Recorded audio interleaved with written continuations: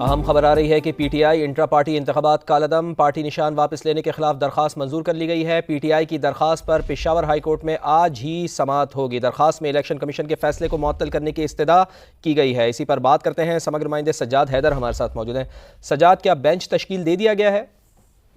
جی بالکل، پاکستان تحریک انصاف کی جانب سے اب سے کچھ دیر قبل پشاور ہائی کورٹ میں درخواست جمع کروائی تھی الیکشن کمیشن کے فیصلے کے خلاف، جس میں ان کے پارٹی انتخابات کالعدم قرار دیے گئے تھے، ان سے انتخابی نشان بھی واپس لے لیا گیا تھا۔ تو پی ٹی آئی نے جو درخواست جمع کرائی تھی وہ آج ہی سماعت کے لیے مقرر کر دی گئی ہے۔ اب پشاور ہائی کورٹ کا ایک رکنی بینچ ہے، جسٹس کامران حیات نام ہے، وہ جو ہے اس کیس کی سماعت کچھ دیر میں کریں گے۔ پاکستان تحریک انصاف نے جو درخواست جمع کروائی ہے اس میں یہ موقف اپنایا ہے کہ الیکشن کمیشن نے جو فیصلہ دیا ہے وہ انہوں نے غیر قانونی فیصلہ دیا ہے، اور جو پارٹی ممبران بھی نہیں تھے ان کی درخواستوں کو انٹرٹین جو ہے وہ کر کے اس پر جو ہے فیصلہ کیا گیا۔ تو پشاور ہائی کورٹ میں جو درخواست جمع کروائی گئی ہے اس میں جو ہے انٹرم ریلیف کی استدعا کی گئی ہے کہ پاکستان تحریک انصاف کے خلاف جو الیکشن کمیشن نے فیصلہ دیا ہے اس کو جو ہے معطل کیا جائے۔